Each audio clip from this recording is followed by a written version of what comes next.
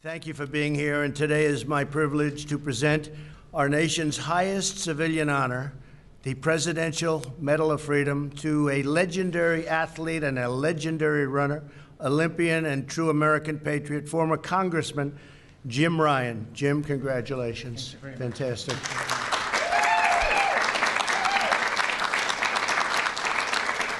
We're joined today by Jim's wife, Ann. Thank you, Ann, very much. Congratulations.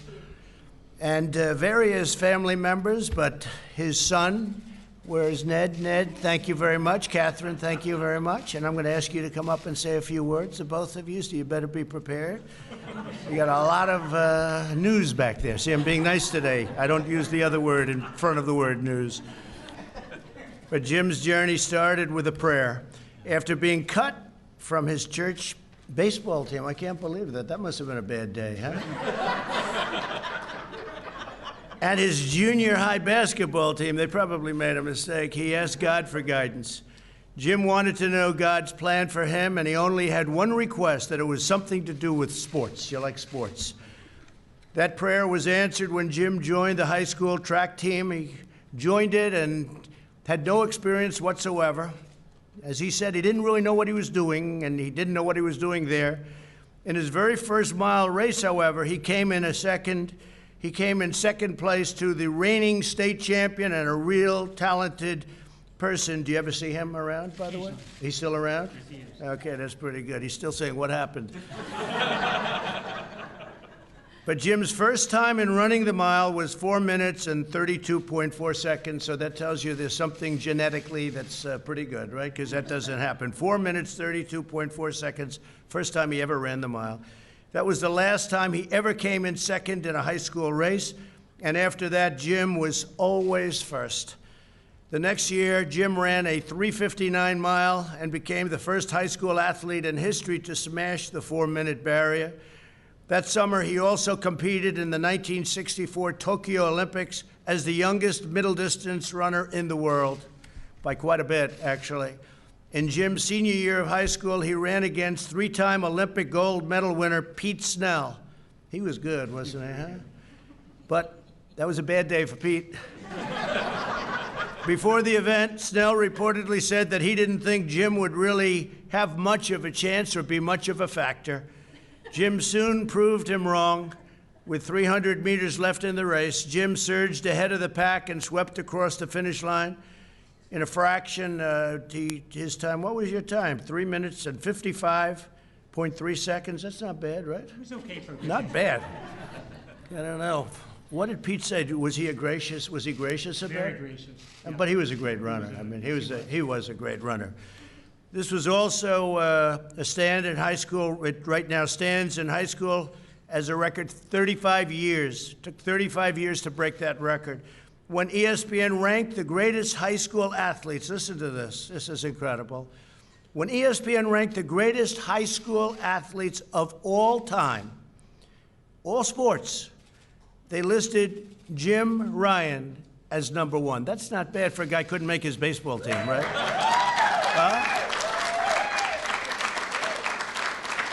That's really an amazing achievement. That's incredible. Jim continued his extraordinary athletic career at the University of Kansas. In 1966, he set his first world record in the mile at a time of 3 minutes and 51.3 seconds, becoming the first American to do so in more than 3 decades. After the race, a young fan ran up to him and asked for his autograph. That fan would soon become his future wife. That was a good autograph. That was Ann. Oh, you two are so lucky that happened, huh? I wonder where you'd be, I guess. That's fantastic. Great, Ann. In 1967, Jim ran an incredible 3.511 mile, which would stand as the world record mile for almost a decade. Jim still describes it as the easiest race he ever ran. Is that right? It was magic. Amazing. It was magic. To this day, it's the last time an American set the world record in the mile, so that was a while ago. What is the world record right now? So you're at 351. 343. 343 or so, huh? Okay. It's a long time, right? They've training and lots of other things, right? Well, yeah, some of the other things aren't so good. Ooh. We have breaking news now. This could be the big story today. Forget about it. That's great. But that is some long period of time that he held the record. In 1968, Jim proudly represented Team USA at the Mexico City Olympics and won the silver medal for the 1500. And he competed in 1972 at the Munich Olympics with great distinction. A few years later, Jim retired from running. He had been on the cover of Sports Illustrated 7 times, was ranked Sportsman of the Year in 1966, was inducted into the Kansas Sports Hall of Fame, and received the immortal nickname Master of the Mile, and he was. I remember it. I shouldn't tell you that, but I remember a lot of your races. They weren't even close, actually. In 1975, he founded the Jim Ryun running camps. For the past 45 years, Jim has helped teach thousands of young people to reach their fullest and best athletic potential. He has been a dedicated mentor to campers and shared in the critical importance of a Christian faith. He's very devoted to Christianity. In 1996, Jim was elected to the House of Representatives, and he went on to serve 5 terms in Congress. I wish we had him now. We have some great people in there, though, I tell you. We have some great, dedicated, hard workers, and they've done a terrific job, right? Wouldn't you say, Ned? I think so. Some really great ones. But he served 5 terms from Kansas, 2nd District. He was a principled, committed, very tough, and beloved lawmaker. That's what they said. He was tough and yet beloved. That's a rare combination. Jim has personified the greatness of our country throughout his life, whether he was running on a track race or whether he was doing anything there was, running an office or running for office. He was always the top person. People respected him more. I've heard it for a long time. I'd ask about him, and they'd say when he was in Washington, he was just a respected person. He's a giant of American athletics, a dedicated public servant, and a man of charity, generosity, and faith. He's a great man, actually. Jim, thank you so much for your unfailing devotion to our country, and congratulations on a lifetime of incredible success, not only athletically. That was obviously a big deal, but what you've done in life and even with your family has been just incredible. So I'd like to congratulate you very much.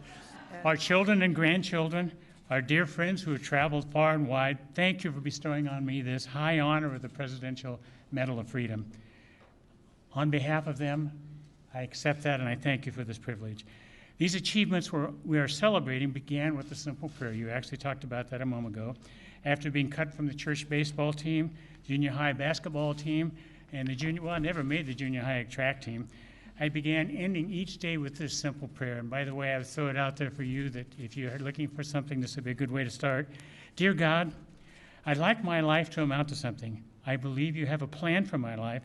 I'd appreciate your help in figuring it out. And if you could help me out, make a plan would include sports of some kind, I'd really appreciate it. Thank you, and good night. God did indeed show up in a huge way, answering my simple, heartfelt prayer. I finally made my first athletic team, the Wichita East cross-country team, my sophomore year in high school. God gave me a former Marine, Bob Timmons, to coach me. I wasn't even supposed to be at East High School. Southeast High was just down the street from where I live. But as I didn't have plans to go to college, I instead went across town to East High School to go to a Votech school to be a draftsman so I could follow my father and brother and work at Boeing. But as we know, God works in mysterious ways, his wonders to perform, and in my first year of running, I became the national high school record holder. 18 months after starting to run seriously in 1964, I became the first high school boy to run a mile in 4 minutes, a feat which many had thought impossible until Coach Timmons, who we affectionately called Timmy, had me sit with him on a bus ride from Kansas City back to Wichita in my sophomore year. He told me, Jim, I think you can be the first high schooler to break 4 minutes. Being perfectly honest, I thought at the time he might be just a little crazy. Every reality begins with a dream, a seed of inspiration, and Timmy planted that seed, and I wanted to believe him that maybe, just maybe, it was possible. I committed to it, took ownership, and in the blazing hot summer days and in the bitter cold winters of Kansas, began running 100 miles a week, week after week, month after month, many of them run in the dark after school, all to compress those countless hours and thousands of miles into running 4 laps in less than 4 minutes. Not only would I break the 4-minute mile my junior year in high school, several months later, I would find myself pouring every ounce of strength down the home stretch of the 1964 Olympic trials, making the Olympic team at 1,500 meters, winning by mere feet at the age of 17.